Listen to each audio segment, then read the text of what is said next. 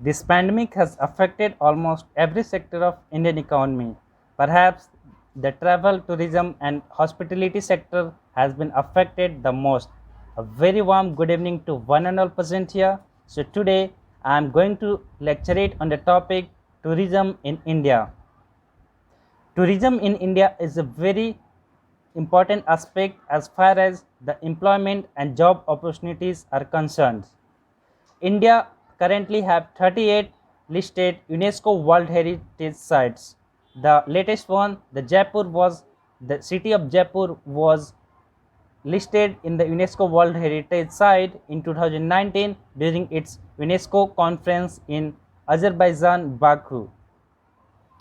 And Taj Mahal, the famous tourist attraction, one of the seven wonders, is also situated in India.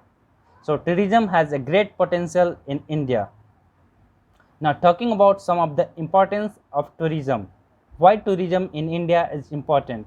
So first important factor is the employment generation. Yes, you heard right. The tourism provides a very large employment. In fact, the tourism in India account for approx 8.1% to the total job opportunities, and the tourism contributes 9.3% to the India's GDP, which is a substantial considerable amount.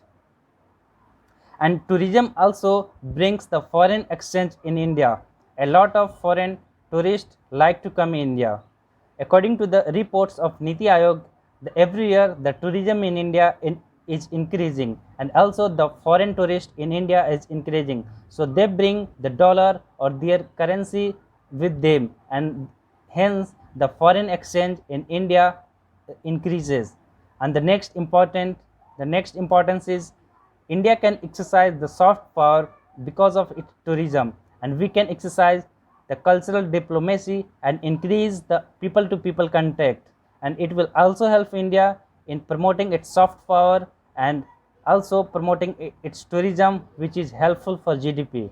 And it can also help India in maintaining its relationship with any country by providing the people to people contact. Now talking about some of the steps taken by our government, the famous scheme, the Prasad and the Swadesh Darshan scheme, according to which the Prime Minister, the government will be connecting all the pilgrimage sites, the religious pilgrimage sites in India. For example, the Ramayana Circuit, Mahakal Express, Buddha Circuit, and also the natural heritage site circuits. So this will give the boost to the Indian economy. And another, the Udan scheme has helped India in increasing its domestic tourism potential.